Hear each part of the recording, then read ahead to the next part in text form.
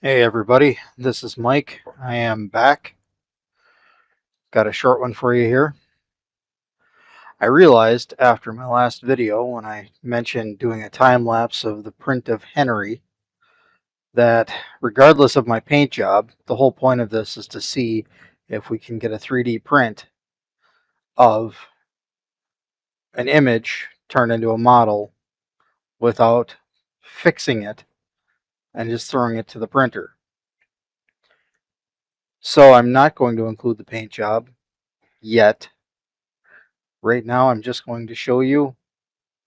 We started with this picture from an AI chatbot, and the time lapse is done. Here I am taking it off of the printer. I forgot to turn my phone to landscape. The image on the right that just popped up was the 3D model on Maker World Maker Lab, and the one that popped up on the left is without the texture. And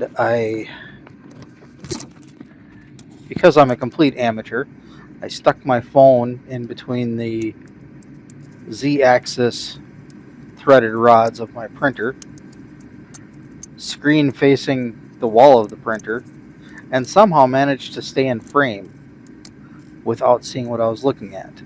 I sped up this part because this was 5 or 6 minutes of me wrenching away at the supports. Oh, I mentioned in the last video that the settings I made on the supports were supposed to make them pop off easier and cleaner.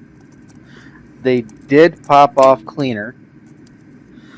Easier, as you can see, maybe not so much. But when you lower the layer height of your 3D print, like I did 0.16 millimeter layers, the supports also print in that layer height, which makes them stronger and glues them together better. And glues them to, well, it just makes them stronger. I mean, they're not really glued to the model any tighter, but they're just a lot stiffer. And maybe it would have worked out better with the standard vertical supports instead of the tree supports. The grid, I guess you would call it, but I'm not a big fan. Alright, supports are gone.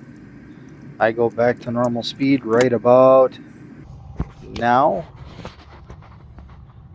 And as you can see from that initial picture in the upper left, oh yeah, there's some problems with the model, obviously. I mean, I went from well, the original model and printed it roughly 4 inches tall.